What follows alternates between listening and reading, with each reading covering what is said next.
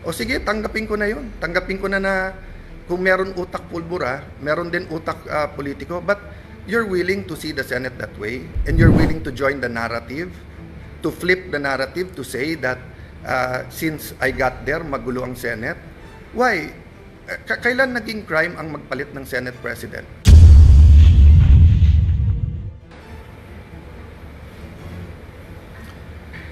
Praise God for this opportunity to tell you the truth, to report, to react, and to make an appeal. First, sa mahal nating Panginoon, and second, sa ating mga kababayan. First po, ang aking pong appeal sa lahat is we start focusing on the truth and the whole truth. Half-truth, hindi pa rin po truth yon. So let me narrate the facts to you and let me tell you the truth. Magandang hapon po sa inyong lahat. First truth, hindi po magulo ang Senado. Ulitin ko po, hindi po magulo ang Senado, ginugulo po ang Senado. Iba po yung magulo, iba po yung ginugulo. So it has been confirmed, mismo pong yung Sergeant at Arms na inappoint ni Senator Soto, former Senate President, at mismong ang NBI Director ang nag-confirm na nung Lunes ay pinayagan yung NBI sa loob ng Senado para po arestuhin si Senator Bato. Makikita nyo ang intensyon din po ay wag po siyang pabotohin. Yun po ang intensyon. Kung ang intensyon lang po ay arestuhin siya, pwedeng mahinahon na umakyat sa session hall, magpaalam at saka iserve ang warrant. So fact number 1, katotohanan number 1, nakakalat yung mga NBI sa Senado nung Monday para pigilan si Senator Bato na bumoto. Fact number 2, masasabi ko na pong fact to ngayon kasi po nagawa na namin. Fact number 2, hindi totoo po ang propaganda ng dating majority, ngayon na minority. Yung propaganda po ng mga Dean of the Law Students, Law Schools, and I'm asking these deans to issue an apology. Naniwala po sila sa propaganda. Let me correct myself, ha? Naniwala sila sa propaganda. Yung propaganda is that the new majority is here to stop the impeachment. We received the impeachment sa gitna ng kaguluhan Wednesday night. I signed the letter yesterday, sent it to the House of Representatives, na-receive na po nila at nakalagay sa sulat na ayon po sa rules ng Senado kasama sa order of business sa Monday, and kung walang magque-question ng rules at sa aming caucus nag-agree walang magque-question ng rules, ng impeachment rules sa hanay po ng majority o sa amin pong 13. Therefore, we can already convene as an impeachment court on Monday. So lahat po ng kinakalat nila na ito po'y lahat na nagaganap para protektahan lang po ang isang tao ay hindi katotohanan. Hindi po kami magko-convict dahil lang po sa politika, hindi rin po kami mag-aakwit dahil sa politika. Impartial impeachment trial ang nasa konstitusyon, yun po ang balak naming gawin. So truth number 1, NBI ang lumusob at pumasok sa Senado at nakipaghabulan sa isang senador kahit pwedeng hintayin na lang sa session hall or sa office of the Senate President. Fact number 2, ginugulo nila kasi nasira yung kanilang narrative. So fact number 2, pwede nang mag-umpisa sa Monday ang impeachment trial. Ako nga'y medyo nababahala kasi baka gamitin yung issue na to para maraming magsalita sa Monday tapos sa amin ibabalandra kung bakit may delay sa impeachment. Fact number 3, inimbita ko sa opisina ko, sabi ko pwede pa siya magsama pero pinili niyang mag-isang pumunta sa office. We had a number of senators there. And sinabi po ni NBI Director, he will follow the Senate and he will not arrest sa loob ng Senado. We told him to submit the warrant para makita namin.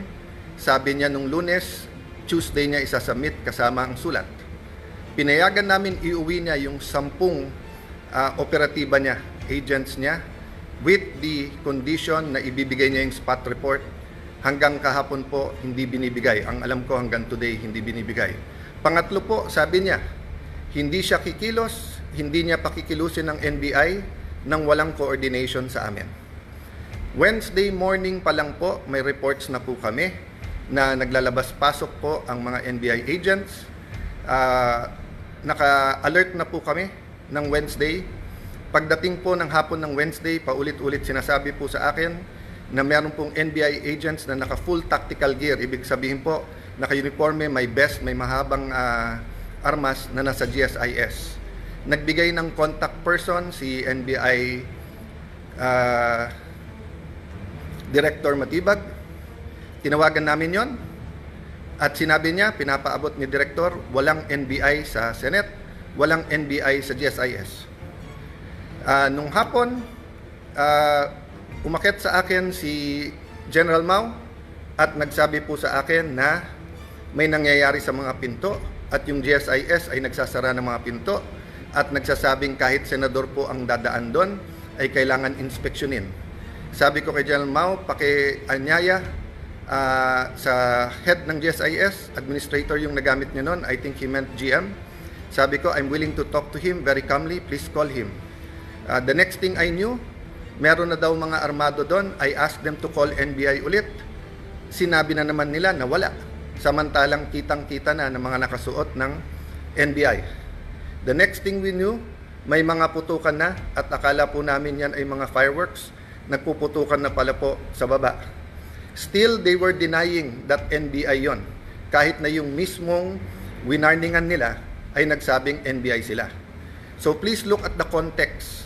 Alam natin under siege nung Monday or nasa loob ng Senado ang mga NBI. Alam po natin na nakipaghabulan sila. Gina-justify pa dahil ito daw po ang paraan na mag-arrest. Pagkatapos pinangako sa amin na wala daw pong NBI sa paligiran. Nandun na po ang Marines, nandun po PNP, libo po ang PNP sa labas, naging very transparent kami. Nakiusap kami na walang baril sa loob ng Senado. Tignan nyo po lahat ng video. So nung nangyari na po yun at hindi na po namin alam kung sino kakausapin dahil nagkaipitan na sa loob ng kwarto ang bawat isa, ginamit natin Facebook. Ang sumagot po ay si Secretary ng Interior na si John Vic Remulla. Dumating siya, sabi niya, please allow the police inside. Nag-usap kami, sinabi niya, secure kagad, I'll be there in 10 minutes, secure the CCTV. Agad kong sinabi, kay as soon as nakaakyat na po si Sergeant at Arms Mao, sabi ko, secure the CCTV room, huwag niyong gagalawin. Pagdating ng mga police, make sure you have 2 copies, isa sa kanila, isa sa amin, para hindi po matamper. Yun din po pinag-uusapan ng ibang senador sa loob ng room. So nung sinabi po ni Jinggoy na itago, ang ibig niya sabihin, make sure walang makakuha kung hindi po yung police. At sinagot siya nun, kung tinuloy yung video na yon, may sumagot na nakasecure na po. As soon as Secretary Remulla came, the first thing he did was kamustahin kung okay kami, kung secured yung mga senador. Then tinanong yung CCTV and then nagpaalam kung pwede i-sweep floor by floor at pumasok yung iba pang police. Technically, I could have said it was under Senate jurisdiction. But he gave me his word and he followed his word that this will be a investigation that is independent. So dalawa po, joint investigation to. Lahat po ng CCTV agad binigay. Pangalawa po, lahat ng crime scene hindi po namin tinago. In fact, sa GSIS hindi kami makapasok, pulis lang. Kaya bago umuwi si Secretary Remulla at si Chief PNP Nartates, hiningi ko na makapasok din po. Kasi nung una, inilalabas ang narrative ng iba na wala daw putok from the other side. Nung una, isa pa lang ang nakitang putok o bala na tumagos galing sa kabilang side. Pero nung pinayagan kami sa loob at nung pagkatapos po na inusisa ng mabuti ng PNP, nakita po na may at least 5. So what am I saying here? This is the results of the independent investigation so far. The President, and I thank him for calling, checking how we are, and assuring us that he told everyone to stand down, the military, the PNP, and the NBI. But I told him, sir, the NBI has been lying to us. Sabi niya, hindi, susunod sa kanya yung NBI. Sabi ko, sir, with all due respect, nandito naman si Sec John Vic, siya na mag-report sa'yo. So, dun sa mga nagsasabing this is stage or whatever, di ba, we allowed every single transparency measure, we allowed the investigation. In fact, pag-akyat namin ng 5th floor, kahit wala sa usapan, sabi po ni Secretary Remulla, ibaba ang mga armas ng OSAA. I saw his wisdom para nga hindi magka-inkwentuhan, para hindi magkaroon ng miscommunication or hindi questionin ang intensyon ng bawat isa. Pinababa ko sa mga OSAA yung mga armas. Sa 5th floor yon. We went to the 1st floor, nakita nyo naman yung press con. After the press con po, may nahuli na sinasabi niyang confidential assistant, confidential agent po siya. Confirm po yan at kinasuhan na po yan. At sinabi din po niya kung sino nag-utos sa kanya na taga-NBI. It is about this time na nagsimula pa lang mag-iba ng narrative ang NBI. Biglang umamin na nandun at biglang may sulat daw na ang GSIS ay nag-request ng security.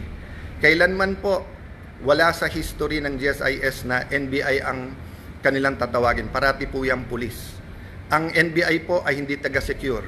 And even assuming for the sake of argument, may usapan na po kami ni Director Matibag na in the building, around the building, kasi pinangako niya sa akin walang checkpoint sa labas ng NBI. Samantalang nakita namin po yung video, NBI, pinabubuksan po yung mga kotse ng senador. This was on Monday. So sunod-sunod po ang kasinungalingan po ni NBI Director. I believe he's lying to the President. That is my personal belief. I believe he is giving him false narratives.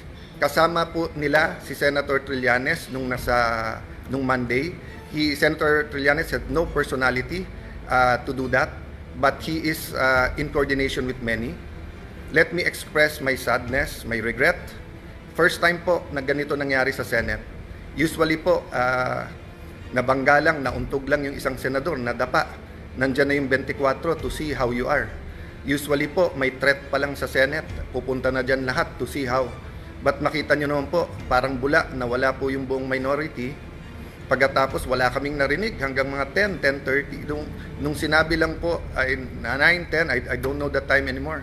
Nung sinabi lang ni Senator Camille that we're okay, doon lang nagparamdam yung iba. And then ngayon, sunod-sunod, galing sa minority, pinagbibintangan pa ang majority at ang Senado. Pinaligiran tayo ng NBI, naka-full tactical gear. When we defended ourselves sa Senado, sasabihin nyo pa, nakakalungkot at magulo ang Senado. Nakakalungkot po because never nangyari to sa institusyon ng Senado. Even po yung mga kapatid natin sa kaliwa, sa progressive group, nandyan po ako nung Batasan 5, hindi natin pinayagan na arestuhin kayo dyan sa loob. Kasama ko pa ho si Senator Lacson noon na binisita kayo. Binigay namin ang moral support. So alam nyo po anong ibig sabihin po ng courtesy ng wag mag-aaresto sa Batasang Pambansa or dito po sa Senado. Having said that po, there are different issues na sinagot ko na sa inyo. But I'm going live today because I heard the Ombudsman will do an independent investigation. That is good news. But I also heard that he issued a suspension against General Mao. Assuming for the sake of argument that it is a valid suspension and the reason is preventive suspension para hindi magulo yung investigation. Number one, there is a duty to inform us so that we can replace, so that we can make sure na safe ang Senado. Remember, the impeachment is going to start on Monday. On Monday. So how can we secure and make sure matuloy at hindi na naman kami guluhin tapos kami na naman ang pagbibintangan? Number two, bakit po, and I like to honor and express, diba, that in my dealings with the Ombudsman, Boying Remulla, it has always been with respect. We many times disagree, but he, to me, had an open mind. We disagree in legal, but he listened. If he disagree, he disregards. If he agrees, So let me just appeal to the Ombudsman, suspend also the NBI director because he is more a suspect than General Mao dito. We do not want to set a bad example in the independent investigation, and we do not want to put the Senate in harm's way. If we tell the OSAA, the Marines, the PNP who are all there, that pagka may armed men all around the Senate, we cannot defend ourselves. Sino po sa inyo, mga kababayan, pag may winorningan na kayo na wag na kayong lumapit sa bahay namin, lumapit sila naka full tactical gear at meron pong mahabang armas. Sino sa inyo hindi magve-verbal warning na umatras na kayo? At pag hindi po kayo umatras, sino sa inyo ang hindi magwa-warning shot? At ine-expect nyo kaya nga warning shot ay aalis at uuwi na sila. Pero ano po ang naging reaksyon? Bumaril po paloob ng Senado. It is the first time, ang alam ko lang po may barilan sa batasan nung kudeta. I don't remember now if that was 87 or 89. And I don't even know if it was inside the batasan. Pero it is the first time na Senado babarilin sa loob ng Senado. Lahat po ng Senate media were in the second floor. They have footages po. The investigation can be done independently. I have held off from the Senate investigating ourselves, di ba? We can also investigate, but I don't want this to be political. I want it to be calm. I want to respect yung sinabi ng presidente, and I assume good faith. I assume he was telling me that based on the information he had at that point. I take offense that the executive secretary posted in his Facebook na staged without waiting for the investigation. Hindi ako nakatanggap ng tawag sa kanya na kamusta na mga senador, kamusta kayo. I promised my family and some people I will not be emotional in this broadcast, but ito lang po ang pahatid ko po sa lahat ng executive department. Kung anak nyo po kaya yung nandun, kung asawa nyo po kaya yung nandun, yung mga anak ni Joel Villanueva, haven't they suffered enough kahit na sunod-sunod ang false narratives nyo sa kanila? What do you think they felt when they thought na baka hindi makalabas ng buhay yung kanilang tatay? Si Camille, bata pa, kakapanganak lang, di ba? Few months ago. Nandun po, naipit sa loob, hindi malaman kung anong gagawin. My sister, she's healthy, she's beautiful, but she's not a teenager. If she had a heart attack, anong gagawin nyo? Yung staff ko na legal, hindi political yung mga yon. Di marunong sa politika. They just joined me this term. Traumatized silang lahat. Sabihin nyo may mali na mag-warning shot. Sige na po, may mali. So ang sagot po ng NBI, kung may mali ang Senado, barilin ang mga Senado. Kayo po sa minority, mas importante sa inyo ang 2028, mas importante sa inyo ang Senate presidency, kaso sa buhay ng mga kasamahan nyo. O sige, tanggapin ko na yun. Tanggapin ko na kung meron utak pulbura, meron din utak politiko, but you're willing to see the Senate that way, and you're willing to join the narrative, to flip the narrative, to say that since I got there, magulo ang Senate. Why? Kailan naging crime ang magpalit ng Senate President? Sino ba nagpapasok ng NBI kaya nagkagulo nung Monday? Hindi ba si Senator Soto? O, sino ba nagpadala ng NBI nung Wednesday kaya nagkagulo? Hindi ba si Director Matibag? Sino nag-utos sa kanya? I believe the President told him to stand down. But anyone below the President could have said, no, ako sundin mo, tumuloy kayo doon. He could have called me and told me na huwag kayong maalarma, nandyan. When my sister called, ano sinabi niya? When Senator Loren, he kept on denying. Nung sinabi ng sister ko from the back, kasi hindi na namin malaman nangyayari, do your job. Pinagsisigawan yung sister ko na huwag mo akong sigawan. Yan po ang response ng ating NBI director nung akala niya, nung nalaman niya na under attack ang Senado. Hindi niya sinabing, ma'am, susugod, ma'am, titignan na, ma'am, pupull outin, ma'am, tatawagin namin ng DND, ma'am, tatawagin namin. Hindi. Ang sinabi niya, huwag kayong sisigawan. So mga kababayan, kung tumawag kayo ng 911 at sinabi yung nilulusob ng mga bahay niyo, may mga armado na puputukan, at ang sabihin ng taga 911 sa inyo, huwag niyo ako sigawan, ano po mararamdaman niyo? So, I have held back emotions. I have tried to answer as much as I can. I have a narration of facts. I have the videos. I could have made accusations yesterday sa harap ng media. They know what really happened. But I didn't. Why? Because our country is in several crises right now. The crisis brought by the oil shock. So I want the 5 or 7 bills that can help us. Tinawagan pa ho ako ng DepDev, yung dating NEDA na secretary. Kasi biglang kinancel ang LEDAC sa Tuesday at sabi ko, willing ba akong ituloy? Ikaw willing po, dahil napaka-importante to. At sabi niya may i-discuss na new taxes na importante. Sabi ko, willing to listen. O yung pala, sinasabi ng mga kasama namin, kinakausap at tinatawagan at yung iba'y tinatakot dahil kailangan daw magpalit ng Senate President sa Monday. Politika na po yun, isang tabi natin yun. Let's go back to the main issue. The integrity of the Senate. The President used to be a senator. He understands this. That's why he went on national TV. I believe that's why he called. Because he wants to make sure we know in the Senate that he will not allow that. Pasensya na po sa mga kaibigan, mga kakampi sa DDS.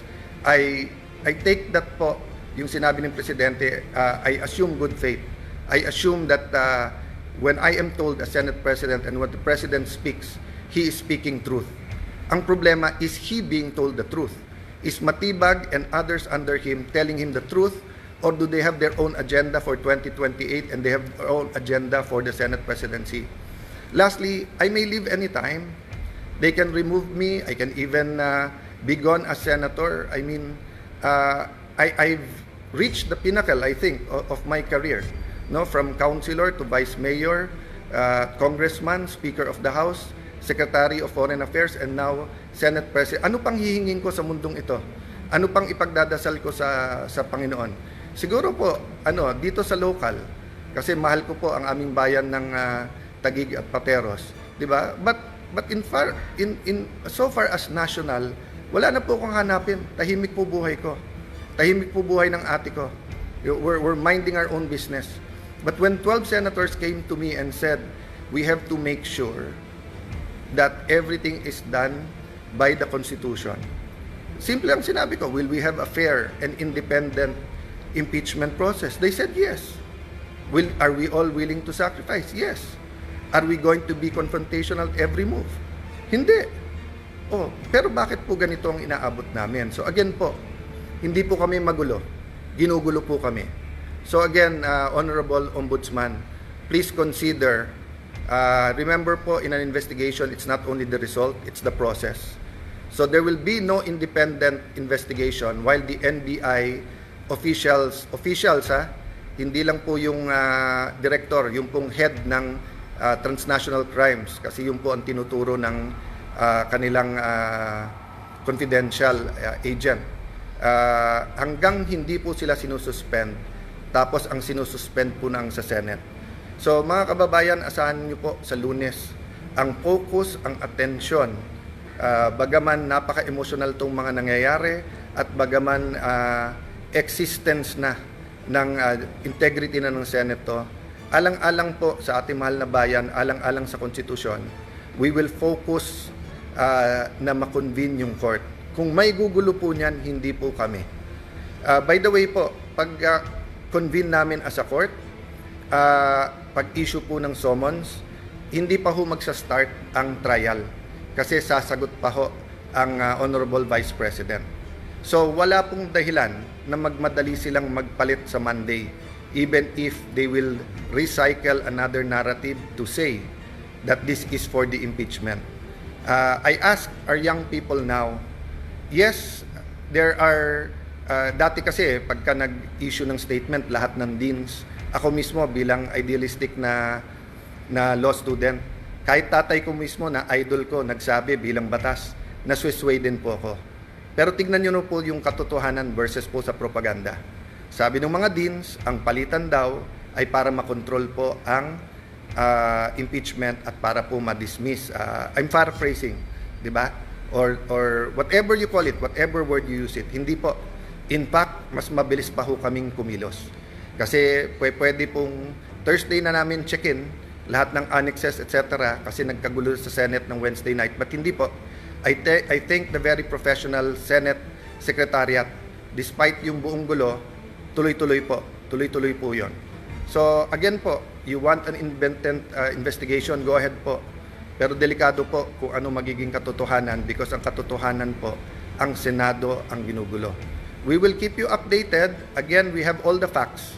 Sa mga matitinik na reporters na may mga tanong na pointed, I'm talking about outside the Senate kasi inside the Senate nakapagtanong naman sila. We're ready to answer all of the questions. We just wanted everyone, to not have a national trauma about a news that inaatake ang Senado ng NBI. But now that it's out, that it is the NBI, prove to us that that was a rogue decision. Prove to us po na misfire po yun at hindi po yun ang talagang tangka, di ba? Again, I will give everyone the benefit of the doubt. Pero doon po sa mga nagsasabing drama, etc., ito lang po sasabihin ko sa inyo. I hope your family is never put in that position. Because I was there. And I wanted to go out and I wanted to face them. Di ba? And I saw the reaction of everyone and I watching the video, sobrang tapang po. Hats off. I really respect po yung Senate media. Hindi kayo nagtago, hindi kayo umuwi. You run towards danger so that people will know the truth. Kaya yung pakiusap ko, lahat ng naglalabas ng video, nakitang-kita yung katotohanan, kaya nasisira mga gawa-gawang narrative. Continue to do that. So may we ask God for one thing, the truth to come out. The truth to come out. Based on the truth, let's move forward. Let's build our nation. Let's not destroy our nation. Let's build our nation. God bless you all.